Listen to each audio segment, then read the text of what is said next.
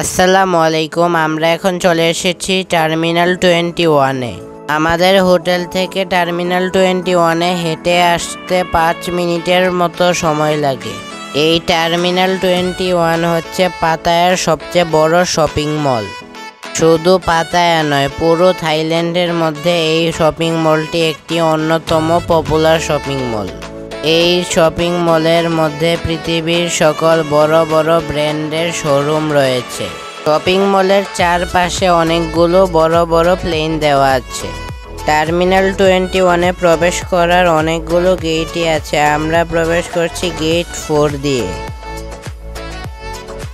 পৃথিবীর বিখ্যাত শহরগুলোর নামানুসারে এই শপিং মলের ফ্লোরগুলোর নাম রাখা হয়েছে। প্রত্যেক ফ্লোরের মধ্যে ওই শহরের বিখ্যাত স্থাপনাগুলো তুলে ধরা হয়েছে। আমরা এখন আছি এই শপিং মলের এম ফ্লোরে, আর এই ফ্লোরের নাম দেওয়া হয়েছে লন্ডন। এই ফ্লোরে লন্ডনের সব বিখ্যাত ব্র্যান্ডের শোরুম রয়েছে। আমরা এখান থেকে 2টা টি-শার্ট কিনে নিয়েছি। স্ট্যাচু ও স্ট্রিটগুলো যেভাবে সাজানো হয়েছে, মনে হচ্ছে লন্ডন শহরের অলিগলিতে ঘুরছি।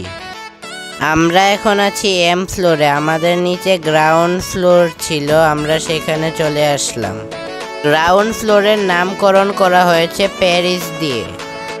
আমাদের গ্রাউন্ড ফ্লোর এবং এম ফ্লোর দেখা শেষ। আমরা এখন চলে এসেছি ফার্স্ট ফ্লোরে। ফার্স্ট ফ্লোরের নামকরণ করা হয়েছে ইটালি দিয়ে।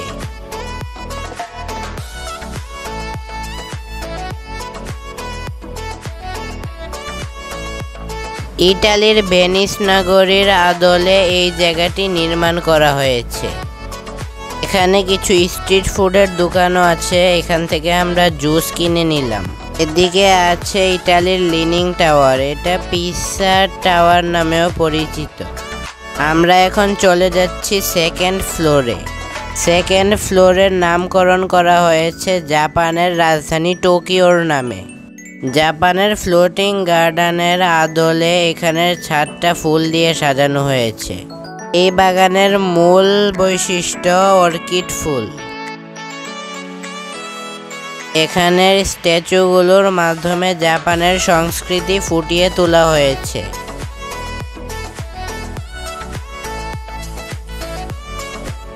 নানা রকম ডিজাইন দিয়ে এই জায়গাটা সাজানো হয়েছে। আমাদের সেকেন্ড ফ্লোর ঘোরা শেষ। আমরা এখন চলে যাচ্ছি থার্ড ফ্লোরে। থার্ড ফ্লোরের নামকরণ করা হয়েছে স্যান ফ্রান্সিসকো দিয়ে। স্যান ফ্রান্সিসকোর একটি বিখ্যাত প্রাণী সি লায়নের জীবনচক্র এখানে দেখানো হয়েছে। এখানে স্যান ফ্রান্সিসকোর গোল্ড গেট ব্রিজের প্রতিকৃতিও দেখানো হয়েছে। এদিকে রয়েছে বেফারসন স্ট্রিট। এখানে স্যান ফ্রান্সিসকোর অনেক বিখ্যাত খাবারের রেস্টুরেন্ট আছে। থার্ড ফ্লোর থেকে আইফেল টাওয়ারের চূড়াটা দেখা যাচ্ছে। এখানে অনেকগুলো ফুড কোর্টও আছে। আমরা ফুড কোর্টগুলো থেকে আমাদের পছন্দ মতো নাস্তা করে নিলাম।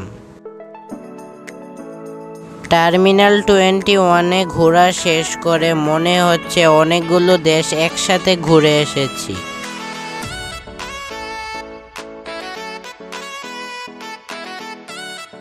আজকের জন্য এতটুকুই। আমাদের পাতায়ার দ্বিতীয় দিনে আপনাদেরকে দেখাবো পাতায়া সিটি সাইন এবং কোহো লার্ন।